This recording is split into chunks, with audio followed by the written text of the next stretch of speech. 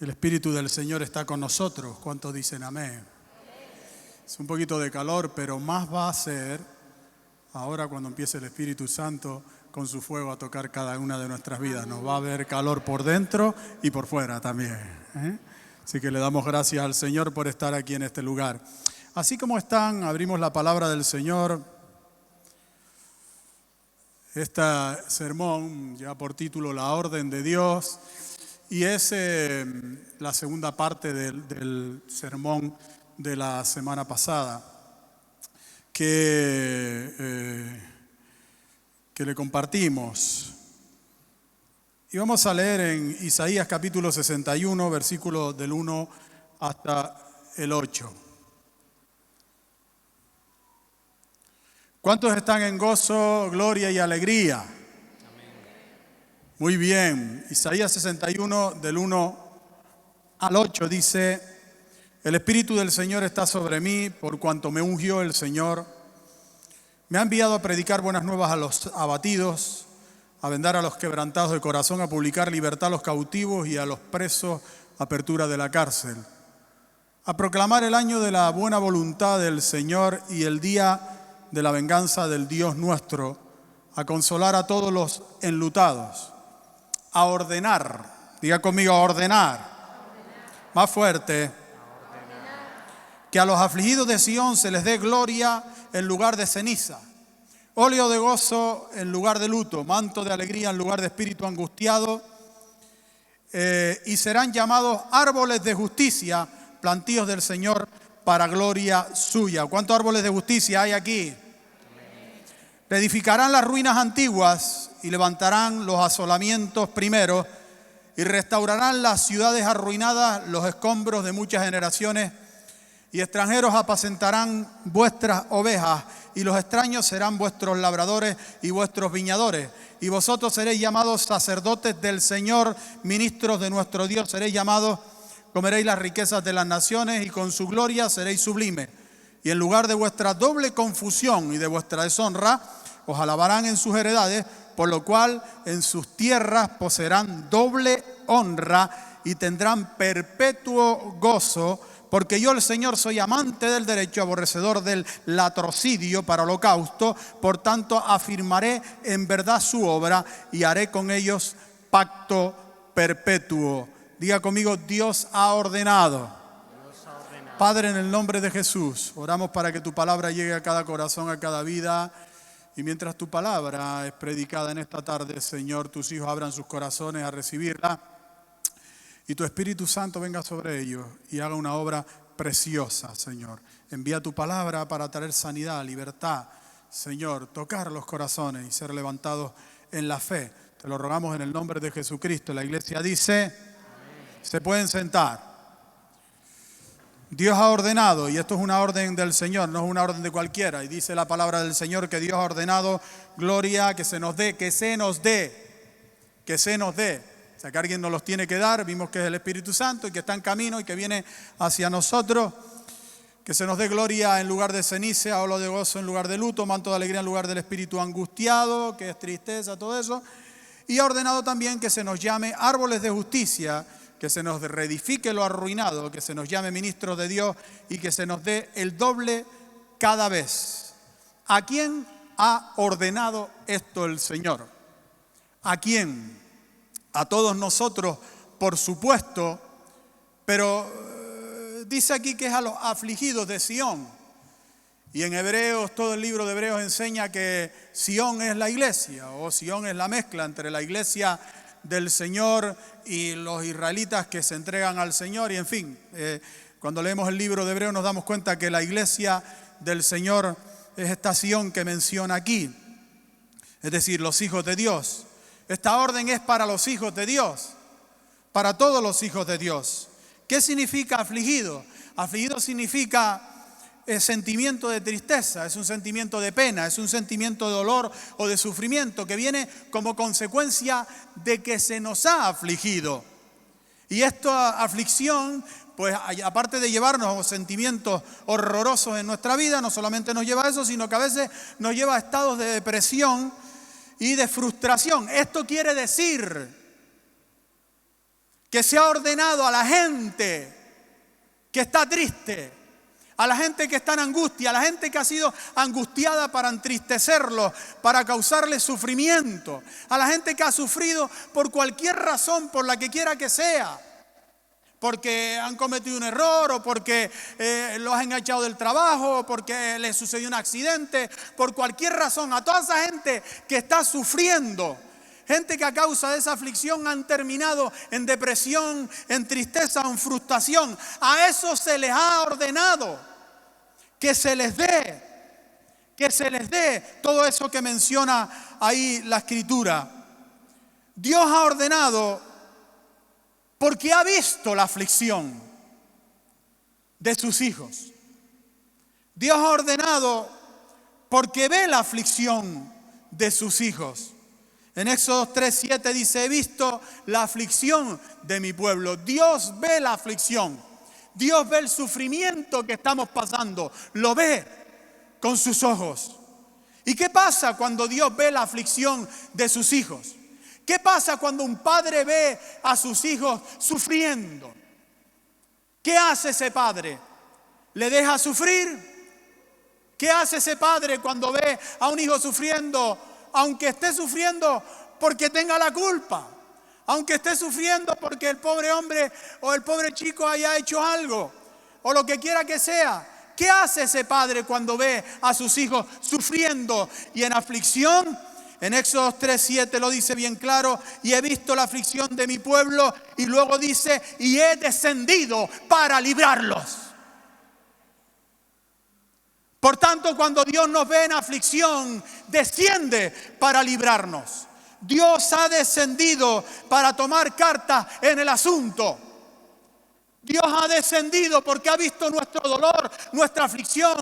Y la Biblia dice bien claro que en el mundo los hijos de Dios tendremos aflicción. No estamos exentos de la aflicción. Toda la aflicción que viene sobre nuestra vida tiene relación directa con nuestra estadía aquí en el mundo. Seremos afligidos. Y dice la palabra del Señor que cuando somos afligidos, cuando se nos hace sufrir, cuando el dolor llega a nuestra vida a causa de la aflicción, la palabra del Señor dice que Dios toma cartas en el asunto y desciende. Así que quiero decirte una cosa en esta tarde. Dios está harto de que te aflijan. Se hartó, se cansó. Y yo he venido esta tarde aquí a decirte que Dios se hartó de tu sufrimiento. Se hartó de tu dolor. Se ha hartado de la aflicción de sus hijos. Se ha hartado de que a sus hijos los estén afligiendo permanente y constantemente. ¿Y sabe lo que va a hacer el Señor? Va a descender. Y hoy Dios va a descender sobre tu vida, sobre tu aflicción, sobre tu dolor, sobre tu sufrimiento. Y va a tomar cartas en el asunto porque Él es tu Dios.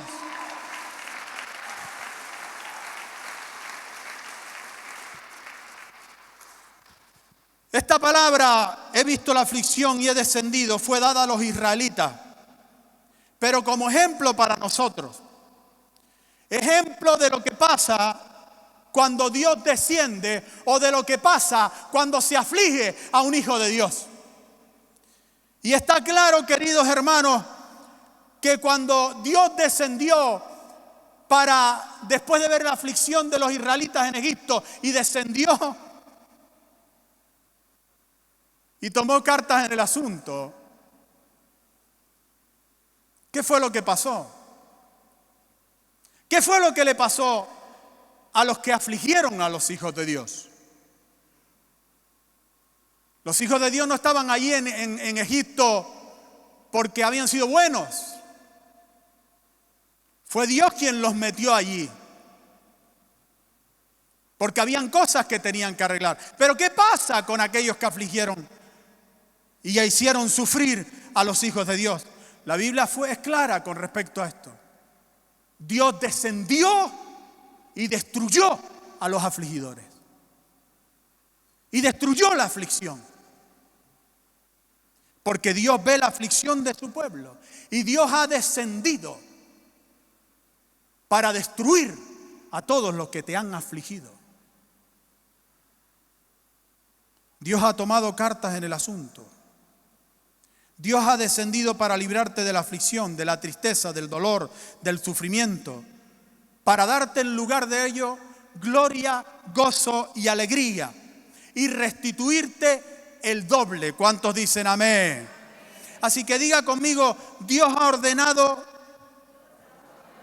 que se me dé gloria, gozo y alegría, que se me restauren las cosas, que se me dé el doble cada vez. Y hemos dicho que esta orden se cumplió hace 2000 años, cuando el Señor Jesucristo en Lucas capítulo 4, pues menciona este capítulo 61 de Isaías, y cuando está leyendo y termina de leer ese capítulo 61 de Isaías, que habla de esa orden que ha dado Dios de traer gozo, alegría sobre aquellos que han sido afligidos, Él dijo en Lucas 4:21, hoy se ha cumplido esta escritura delante de vosotros. Por tanto, se ha cumplido. Y no solamente dijo que se había cumplido, sino que demostró que se había cumplido, sanando, liberando a los enfermos y tantas cosas, como vemos en Lucas capítulo 7, y que le fue dicho a Juan el Bautista en la cárcel cuando preguntó si él era el Mesías que había de venir. Dijo: vete, díganle a Juan que los sordos oyen, los ciegos ven, los cojos andan, los leprosos son limpiados, que la mano de Dios está obrando, que se está cumpliendo Isaías 61. Yo supongo que Juan habrá dicho: ¡wow! Lo demostró que esa orden se había cumplido. Así que diga conmigo: Dios ha ordenado que se me dé gloria, gozo y alegría, que se me restauren todas las cosas, que se me dé el doble cada vez. Y si Dios lo ha ordenado, ¿por qué no vivimos en gloria, gozo y alegría, en el doble cada vez? ¿Por qué no se nos ha reedificado lo arruinado? 3 cosas vimos la semana pasada, 3 cosas veremos hoy. La primera de ellas que vimos la semana pasada es porque no dejamos que el Espíritu Santo nos toque. No dejamos que el Espíritu Santo nos sane de esa aflicción, de ese dolor y de ese sufrimiento. Tenemos que dejar que el Espíritu nos toque. Segunda cosa es porque no nos vemos de la manera en la que Dios nos ve, justificados con la sangre poderosa de Jesucristo. Limpios por la sangre poderosa de Jesucristo, de todo pecado y de toda culpa. Y tercera cosa, porque no creemos que siempre vamos a más, que todo lo que nos pasa es para darnos Dios el doble y restituirnos y darnos más cada vez. Así que diga conmigo: Dios ha ordenado que se me dé gloria, gozo y alegría, y que se me restauren las cosas, que se me dé el doble cada vez. Y ahora vamos a ver 3 razones más por las que no vivimos esto, o los que no lo están viviendo. Y es porque no entendemos nuestro llamado ni quiénes somos. Y Isaías 61 dice, versículos 5 al 6, y extranjeros apacentarán vuestras ovejas, y los extraños serán vuestros labradores y vuestros viñadores, y vosotros seréis llamados sacerdotes del Señor, ministros de nuestro Dios seréis llamados, comeréis las riquezas de las naciones, y con su gloria seréis sublimes. Somos sacerdotes, diga conmigo: soy sacerdote. Somos ministros de Dios, diga: soy un ministro de Dios. Todos los hijos de Dios somos sacerdotes y ministros de Dios. Y Dios se mueve en el mundo a través de nosotros. Diga: Dios se mueve a través de mí. Esa es la realidad. Y de hecho, esto es tan claro y tan evidente que la palabra del Señor dice en Amós 3:7. Se lo voy a leer: porque no hará nada Dios el Señor sin que revele su secreto a sus siervos los profetas. No hará nada en el mundo sin revelarlo a sus siervos, sus hijos, sus ministros, sin revelarlo. Fíjese qué importancia tan grande tenemos nosotros en este mundo, porque somos ministros y sacerdotes de Dios en este mundo. Somos el pueblo de Dios en el mundo. Y estamos aquí con una misión profética. y salvífica para traer salvación a los que no conocen al Señor. Pero también para que Dios se mueva a través de nosotros. Todas las cosas que suceden en el mundo, todo lo que está aconteciendo en relación a la iglesia. Tiene conexión directa con la iglesia. Es por la iglesia. Es para la iglesia. Es la iglesia. Porque la iglesia es la razón en el mundo por la que Dios hace todas las cosas. Y Él no hace nada sin revelarlo a sus siervos los profetas. Y ustedes son testimonio de eso. El día 25, jueves 25 de agosto del 2016, Dios me mostró la pandemia en visión. Y yo prediqué el día 28 de agosto de 2016 un sermón que está grabado, que habla en detalle de todas las cosas que comenzaron a suceder aquí cuando entramos en estado pandémico. La hambruna y todo lo que vino y toda la situación gravísima. Y dijimos en aquel entonces, hace ya 5 años atrás, a ustedes, porque este fue el mensaje del Señor para ustedes. No es el de decirles, miren que va a venir una situación de crisis horrorosa. El Señor les dijo en aquel entonces que guardaran, que ahorraran, que cuidaran las cosas, que no gastaran, que no tenían que gastar, que ahorraran mucho, que guardaran mucho porque venía un tiempo muy duro. Y lo dijo a la iglesia también, que guardáramos alimentos, que hiciéramos graneros, almacenes. Y eso fue lo que hicimos. Y gracias a eso hemos sobrevivido. Y gracias a eso ha sobrevivido toda la iglesia y todos los hijos del Señor. Porque Dios no hará nada sin revelarlo a sus hijos y a sus profetas.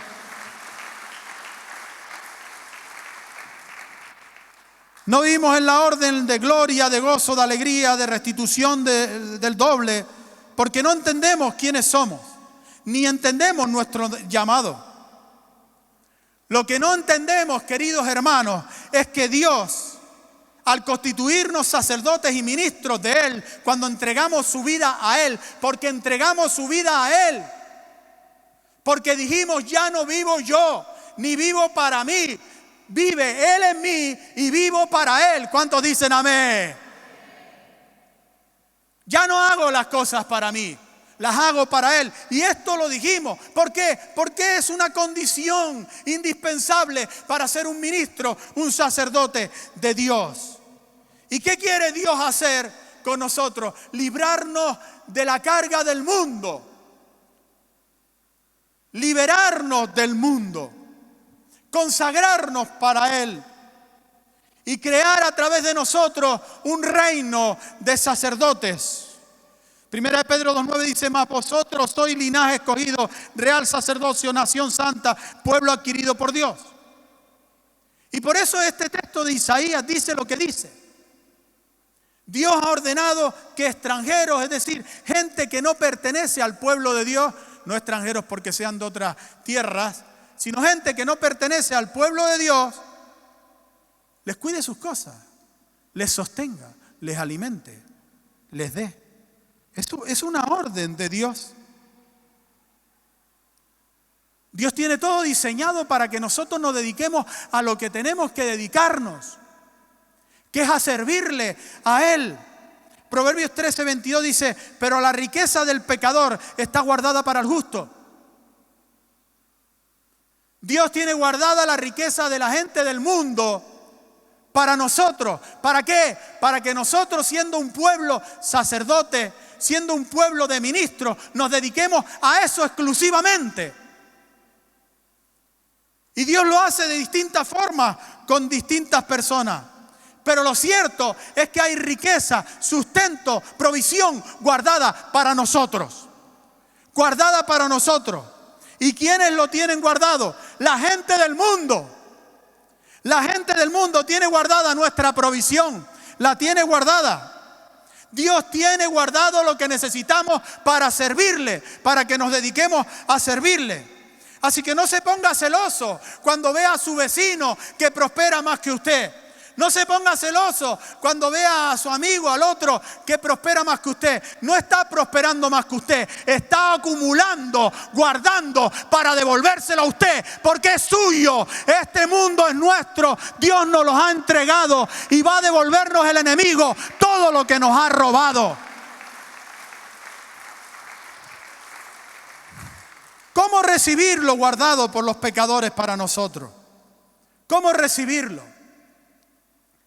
Eclesiastés 2:26 dice, porque al hombre que le agrada, Dios le da sabiduría, ciencia y gozo, mas al pecador da el trabajo de recoger y amontonar para darlo al que agrada a Dios. ¿Se da cuenta? Al que no conoce al Señor, Dios le está haciendo trabajar, acumular, para tener que entregarlo al que conoce a Dios. Claro que no va a venir y te va a decir, toma, esto es tuyo. Ni tampoco va a coger y dártelo a lo mejor de buena manera. Cuando Dios entró a la conquista con su pueblo en la tierra de Canaán, hubo una lucha y una batalla, pero aquel pueblo tuvo que entregar todo, porque aquella tierra era de los hijos de Dios. Y todos los pueblos que estaban allí, y lo hizo de manera estratégica. Hoy estaba leyendo cómo el Señor no destruyó a todas las naciones inmediatamente, sino que fue poco a poco tomando el territorio, dice, para que siguieran cultivando la tierra, siguieran protegiéndola, para que los animales, al deshacer todas las naciones, no se apoderaran las fieras de aquella tierra y se llenara de fieras todo aquello de animales salvajes y de todo, y la tierra ya no pudiera ser conquistable, o tuvieran que luchar en vez de contra personas, tuvieran que luchar contra animales y fieras. Y Dios los dejó ahí. Y poco a poco fueron conquistando. Y es que Dios lo hace poco a poco Él nos va dando. Poco a poco en el negocio, en la empresa en la que está, Él te va dando. Poco a poco, Él te va elevando, Él te va levantando. Y estás de empleado, pasas a encargado y empieza, venga y tal y no sé qué. Y llega el jefe y dice la empresa y no sé qué, no tengo hijos para dársela. Y como Abraham dice, pues se la doy a este hijo adoptivo, a este que ha estado conmigo fielmente. Y le entrego todo y de repente te encuentras con algo que te ha sido entregado. Poco a poco, Dios quiere hacer eso con sus hijos, solo para que le sirvan a Él. Dice al que agrada a Dios. ¿Y qué es agradar a Dios? Porque al hombre que le agrada a Dios le ha dado, o le da lo que los pecadores acumulan. ¿Y quién agrada a Dios? Gálatas 1:10 dice, pues busco ahora el favor de los hombres o el don de Dios. O el de Dios. ¿O trato de agradar a los hombres? Pues si todavía agradara a los hombres, no sería siervo de Cristo. ¿Qué es agradar a Dios? Es servirle. Servirle. En otras palabras, la Escritura está diciendo que los que sirven a Dios, Dios poco a poco les va dando lo que es de ellos. Les va entregando. Y esta es una realidad que nosotros hemos vivido permanente y constantemente con las personas que vienen a servir aquí. Vienen a servir y están ayudando en comedores, están ayudando en la obra de Dios, están ayudando en la célula, los líderes. Es curioso que el 99% de nuestros líderes nunca les falló el trabajo, ni les ha fallado.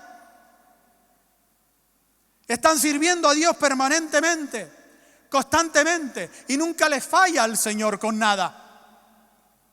Les prepara para ello. Y los que vienen aquí a servir en los comedores, en la cocina, en todo lo que es el servicio de la obra de Dios, esas personas terminan rápidamente con trabajo. Enseguida el Señor les encuentra, les hace, porque Dios lo hace. Pero hay gente que le sirve y reciben y dejan después de servirle, y luego pierden lo recibido, y luego vuelven otra vez a servirle, y así llevan toda su vida cristiana. Y yo puedo ver a gente que dices tú, que los ves por los comedores o sirviendo en la obra, y les pregunto, ¿qué pasó? Y dicen, no, es que ahora estoy parado. Y bueno, ¿y qué tiene que ver que estés parado para estar viniendo a servir? Parece que Dios les da y luego dejan de servirle. Y queridos hermanos, eso se llama amnesia infantil. Amnesia infantil. La amnesia infantil es la incapacidad de recordar los primeros años de nuestra vida. Todos padecemos por amnesia infantil. ¿Quién se acuerda de los 3 primeros años de su vida? O 4 o 5. Algunos no me acuerdo ni de los 10 primeros años. Amnesia infantil, que no te acuerdas, ¿verdad? Te olvidaste de que tus padres te cuidaron 10 años de tu vida. Te olvidaste de que tus padres te llevaron en sus brazos cuando no podías caminar. Te olvidaste de que tu madre te amamantó cuando no tenías dientes para poder comer por sí solo. Te olvidaste de que tu padre te traía la comida y te sustentaba cuando tú no podías hacerlo, porque no podías. Y el Señor dice que su pueblo puede pasar por amnesia infantil. Esto se lo dijo el Señor al pueblo de Israel en Deuteronomio 5:15. Acuérdate que fuiste siervo en tierra de Egipto y que el Señor tu Dios te sacó de allá. Acuérdate dónde estaba y cómo el Señor te sacó. Y luego le dice en el capítulo 8, versículo 11 de Deuteronomio, cuídate de no olvidarte. Versículo 17, y digas en tu corazón, mi poder y la fuerza de mi mano me ha traído esta riqueza. Versículo 19, si llegas a olvidarte, perecerás. Y hay quienes les entra la amnesia infantil.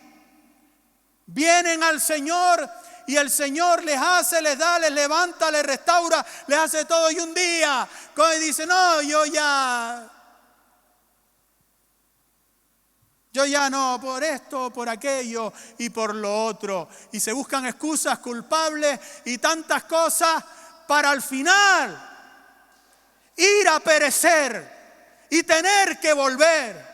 Y vuelven otra vez y siguen con la amnesia infantil y vuelven a perecer. Y así. Pero imagínese por un momento, hermano mío.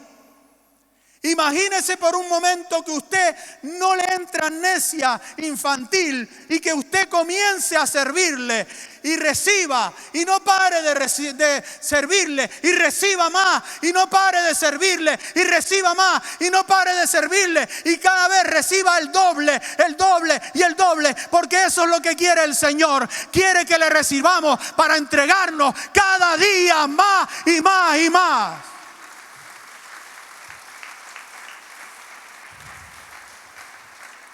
Dios ha ordenado que se me dé gloria, diga. Diga conmigo, Dios ha ordenado que se me dé gloria, gozo y alegría. Que se me restauren todas las cosas. Que se me dé el doble cada vez. No podemos disfrutar de esto si no le servimos al Señor. Segunda cosa, que no vivimos en gloria, en gozo y alegría y no se nos ha reedificado las ruinas que han caído y todas las deudas y todo esto que podemos estar viviendo, porque Dios ha ordenado, pero nosotros permitimos que el enemigo nos robe, que el enemigo nos dañe sin oponernos a Él. ¿Usted sabe por qué el Señor dice que no vivamos en culpa? Cuando Él nos perdona, porque cuando vivimos en culpa ya no enfrentamos al enemigo. ¿Usted se ha dado cuenta de esto? ¿Usted se ha dado cuenta que cuando uno vive en culpa y se siente culpable aún siendo perdonado por el Señor y llega alguien y le dice, bueno, es que agachas la cabeza? ¿Por qué? Si has sido perdonado. ¿Por qué si el Señor ha quitado tus culpas? ¿Por qué si alguien ya pagó por ti? ¿Por qué alguien viene y te dice, debes en la venta? No, me dijeron que tenías una deuda en la venta en el supermercado. Cuando alguien fue y la pagó por ti. Te pagó esa deuda. Tiene el derecho a alguien a venirte, ¿qué debes o debiste? Yo pagué. Aunque no haya sido yo directamente, alguien pagó por mí. Isaías 61:7 dice, en lugar de vuestra doble confusión y de vuestra deshonra, os alabarán en sus heredades, por lo cual en sus tierras poseerán doble honra y tendrán perpetuo gozo. La Nueva Versión Internacional dice, En vez de vergüenza, mi pueblo recibirá doble porción. Diga conmigo, en vez de vergüenza recibiré el doble. Más fuerte. Diga, en vez de vergüenza recibiré el doble. ¿Sabe que Dios está cansado y por eso ha descendido de que sus hijos sean avergonzados por el enemigo? Se ha hartado Dios de que sus hijos sean avergonzados, de que las deudas les avergüencen, de que los echen de los trabajos, de que no lleguen a final de mes, de que trabajen como esclavos y que no les paguen los gustos, de que humillen a sus hijos. Dios se ha hartado de que avergüencen a sus hijos. En los tiempos antiguos de Israel, si alguien tenía una deuda contraída, iba y lo anotaba en una tablilla y escribía en esa tabla su deuda en un listado y la ponía sobre una piel y la exhibía en la puerta de su casa. Y si de repente pasaba por allí algún rico, alguna persona que quisiera y veía esa deuda y la pagaba, escribía sobre la piel el nombre de quien la pagó. Sí, hay una deuda, pero yo, Zacarías, la he pagado. Y estaba ese nombre ahí. ¿Sabe una cosa, querido hermano? Él ha puesto su nombre sobre nuestras deudas.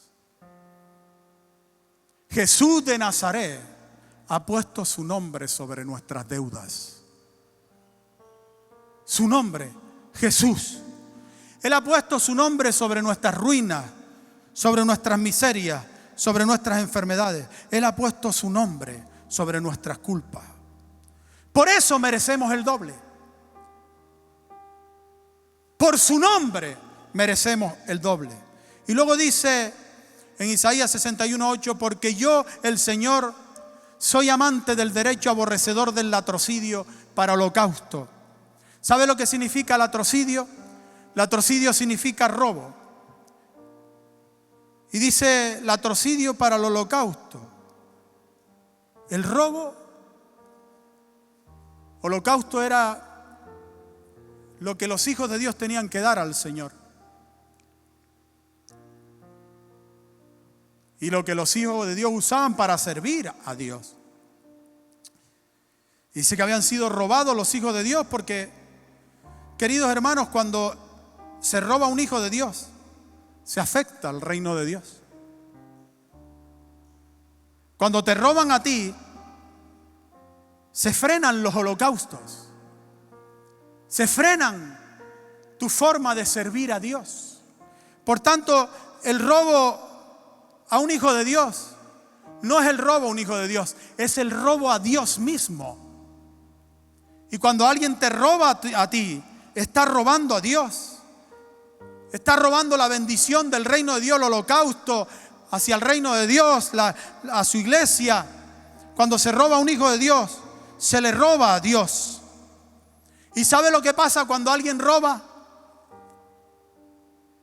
En Proverbios 6:30 dice, no tiene en poco el ladrón si hurta para saciar su apetito cuando tiene hambre.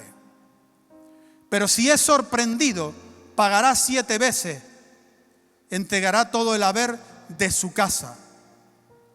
Cuando alguien roba, tiene que devolver, dice la palabra de Dios, 7 veces lo robado. Pero dice, si es sorprendido. Y ahí es donde voy yo. Nosotros estamos permitiendo que el enemigo nos robe y nos quedamos tan frescos. Decimos, ay, esto fue por esto. Esto fue porque cometí tal pecado, tal error, porque hice tal cosa. Y le vas al Señor y le dices, Señor, es que esto seguramente me ha venido porque hice tal cosa. Y el Señor te pregunta, ¿qué fue lo que hiciste? Señor, aquello que te dije o aquello que te pedí perdón, ¿de qué me estás hablando? Si cuando yo te perdono, me olvido para siempre, y la sangre de mi Hijo Jesucristo tiene tanto poder que eso desaparece de tu vida a tal grado que es como si nunca lo hubieses hecho. ¿De qué me estás hablando? Y entonces uno dice, bueno, ¿y entonces? Entonces se te está robando sin derecho a robársete. Se te está quitando lo que es tuyo y no estás haciendo nada para impedirlo. Y lo estás permitiendo. El enemigo entra por tu casa, te toma lo que es tuyo y tú dices, claro, es que tiene razón, para llevarse mi dinero, para llevarse mi riqueza, para tocarme en esto, para arruinarme no sé qué cosa, claro, es que tiene razón. Y lo permites. Y aquí dice, si es sorprendido. Y es que si no es sorprendido, no devuelve 7 veces. No devuelve lo robado.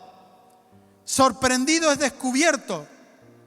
El enemigo solo le entregará lo robado a aquellos que le enfrentan y lo sorprenden. Y le dicen, ¿qué hace?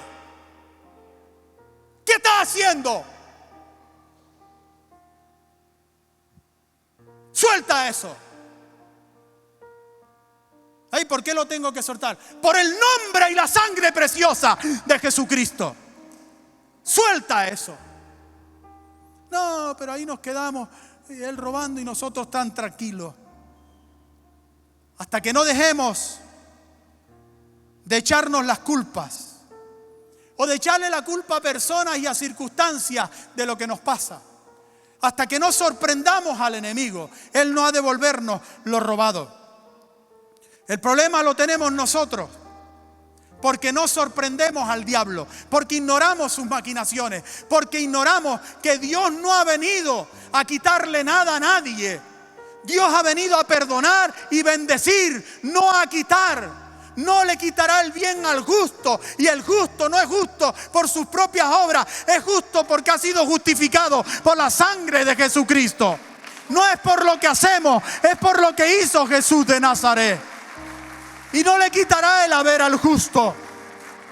No lo hará, porque entonces sería injusto, porque entonces su sangre no tendría poder sobre nuestras vidas. Hemos sido justificados. El enemigo no tiene ningún derecho a venir a robar. Y nosotros tenemos que ordenarle al enemigo que nos devuelva 7 veces lo robado. 7 veces. Tenemos que ordenárselo. Siempre me he preguntado, ¿por qué cuando el diablo se presenta delante de Dios y Dios le dice, ¿has visto a mi siervo Job? Que no hay ninguno como él. Y el diablo le dice, sí, pero eso, él es así contigo porque tú lo tienes bendecido.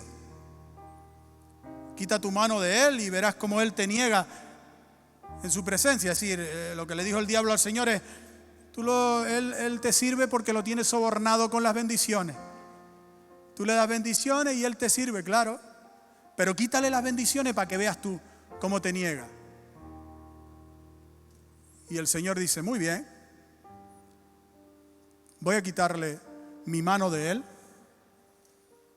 Tú lo puedes tocar, pero no toques su vida. Y todos vimos lo que pasó. En un momento Job empezó a perderlo todo. Los hijos se murieron, todo. Presa, negocio, todo. El hombre más rico de Asia era un chino. Era asiático. Y lo perdió todo. Y yo me he preguntado, Señor, ¿por qué él no enfrentó al enemigo? Porque aquello ya no se convirtió en una cuestión de Dios. Dios sencillamente quitó su mano. Pero él tenía al diablo delante, haciéndole lo que le estaba haciendo. ¿Por qué no lo enfrentó? Y el Señor me dijo, porque mi Hijo Jesús no había muerto todavía en la cruz del Calvario y derrotado a Satanás y dado el poder a Job para enfrentar el enemigo. Pero en esta era en la que mis hijos tienen el poder sobre el enemigo y que el enemigo está bajo sus pies, ningún diablo puede venir a robarles nada ni quitarles nada.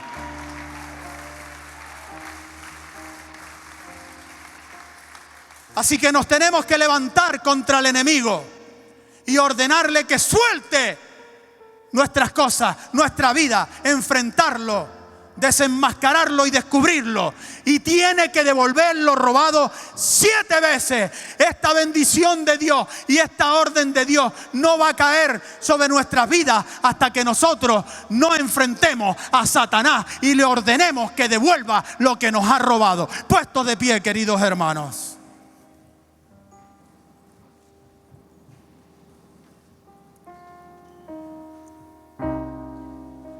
El Señor está aquí en este lugar. ¿Cuántos dicen amén?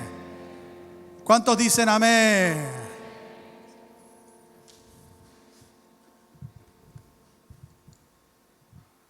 Dios ha ordenado. Y la Biblia dice que esa orden que Dios ha dado es perpetua. Es perpetua. Perpetua es para siempre. Lo dice el texto de Isaías.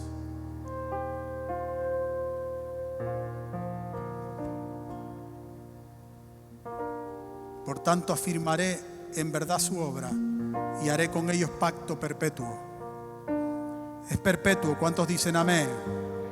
Esta orden de gozo es para siempre. La palabra del Señor en el Salmo 35 dice que su favor dura toda la vida. No se quita y se pone, dura toda la vida. Esta bendición y esta orden de Dios es para toda la vida, hermano mío. Y no importa lo que suceda. No importa quién se levante contra ti. No importa que te dejaren, te abandonaren. La Biblia dice que aunque tu padre y tu madre te abandonaren, con todo eso el Señor te recogerá. No importa que no tengas el apoyo de fulano, de mengano, de quien sea. No importa quién te haya aborrecido. El pacto de Dios contigo es perpetuo y para siempre. No importa por lo que estés atravesando en la vida. No importa cuántas decepciones sufras. Tu valor ante los ojos de Dios no cambia. Permanece siempre igual. Nosotros siempre seguiremos siendo, siempre, no importa lo que suceda, la niña de sus ojos. Él nunca se dará por vencido con nosotros. Jamás se dará por vencido. No importa lo que suceda o lo que te pase o lo que hagas. Si acudes a Él, su pacto permanece siempre fiel con nosotros. Somos los hijos de Dios y eso es pacto perpetuo. Dios no se ha equivocado con nosotros. Él nos ha traído a su reino para bendecirnos. Y suceden cosas mañana y pasado y el otro, pero eso no quita que Dios siga bendiciéndonos. Dios nos quiere bendecir. Dios nos quiere sanar. Dios nos quiere dar gozo, alegría. Dios quiere que vivamos en el doble cada día más. Porque todas las cosas que le suceden a los hijos de Dios siempre es para más y para bien. Todo es para bien. No importa por lo que estemos pasando. Cierre sus ojos en la presencia del Señor y diga conmigo: Dios ha ordenado que se me dé gloria, gozo y alegría, que se me restauren las cosas, que se me dé el doble cada vez. Yo lo creo.